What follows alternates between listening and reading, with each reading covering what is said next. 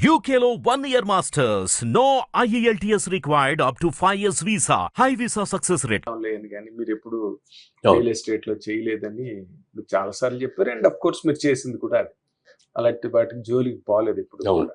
జయబేరి అంటే జయబేరి అంతే, విజయబేరి.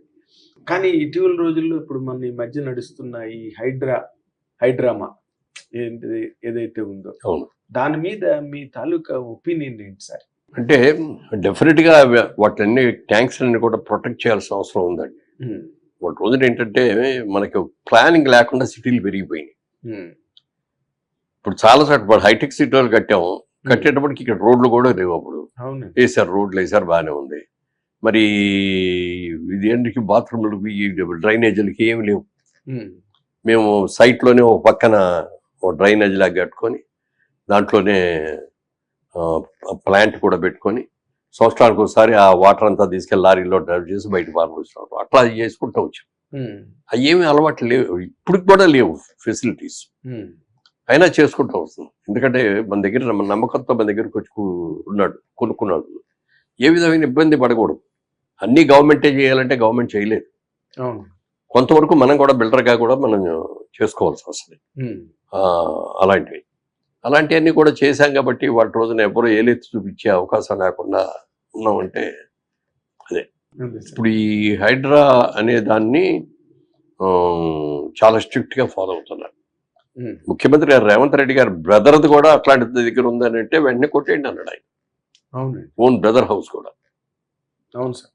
ఒకసారి అంటే ఆ కన్సర్న్ ఆఫీసర్కి ఆయన చెప్పారంట, ఎవరు ఫోన్ చేసినా ఎవరు ఏది చెప్పినా కూడా వినద్దు, మీ డ్యూటీ మీరు చేసుకోండి.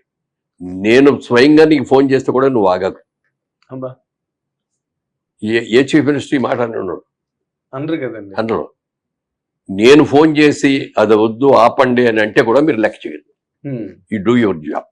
ఇప్పుడు టిఆర్ఎస్ టైంలో కేసీఆర్ గారు సీఎంగా ఉన్నప్పుడు ఆయన చాలా సార్లు కొట్టండి, అది కొట్టండి, ఇది కొట్టండి అన్నారు, కానీ ఏం జరగలేదు అప్పుడు. ఇప్పుడు ఈయన వచ్చి స్ట్రిక్ట్ గా అంటే మంచి ఆఫీసర్ని కూడా వేసుకున్నాడు, ఫుల్ పవర్స్ ఇచ్చేసాడు. ఈ పవర్స్ ఇస్తూ మనం ఏమిటంటే ఎవరికాళ్ళే ట్యాంక్స్ అని కూడా గవర్నమెంట్స్ ల్యాగ్ అంటే ఎవరు పట్టించుకునే వాళ్ళు ఉంటారు కదా. రాత్రి ఓవర్ నైట్ రాత్రిపూట తీసుకెళ్ళటం, అవన్నీ ఫిల్ చేసేయటం, ఆక్యుపై చేసేసుకోవడం, ఇట్లాంటివి చాలా చేశారు. దాని మూలంగా అసలు ఈ ప్రాబ్లం వస్తుంది. హైదరాబాద్ లో వరదలు అంటే అసలు ఆశ్చర్యంగా ఉంటుంది అనమాట. హైదరాబాద్ లో వరదలేండి అని. అందులో పైగానేమో ఎలివేషన్స్ ఎక్కువ కదా, హైట్స్ డౌన్స్. ఎక్కడ వర్షం పడినా అట్లా వెళ్ళిపోద్ది వాటర్, ప్రవహించేస్తుంది. కానీ వాళ్ళ రోజున హైదరాబాద్ లో కూడా వరదలు వస్తున్నాయి అంటే అదే కారణం. అంటే ఈ రోజు రేవంత్ రెడ్డి గారు అంటున్న మాట కాదండి, ఆయన టీడీపీలో ఉన్న రోజుల్లో కూడా ఒకసారి ఇది అసెంబ్లీలో దీన్ని ఆయన ప్రస్తావించారు.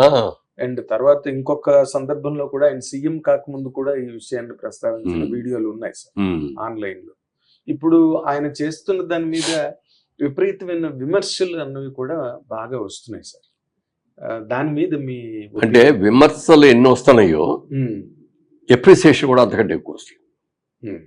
ఇప్పుడు ముఖ్యంగా అంటే ఆయన సెలబ్రిటీస్ పెద్ద ఇంపార్టెంట్ ప్రామినెంట్ ఎవరైనా కూడా మీరు కేర్ చేయొద్దని ఆయన ప్రెస్ మీట్ లో చెప్పారు. ఇప్పుడు మన సినిమా ఇండస్ట్రీ వరకు గనక మనం అబ్జర్వ్ చేస్తే నాగార్జున గారిది కన్వెన్షన్ కూల్చడం అది కరెక్ట్ కాదని నాగార్జున గారు దాని మీద ట్విట్టర్ లో పోస్ట్ చేయడం గట్రా జరిగింది సార్. దాని పట్ల మీ తాలూకు యాంగిల్ ఆఫ్ అంటే దాని గురించి నేను పెద్దగా చెప్పలేనండి.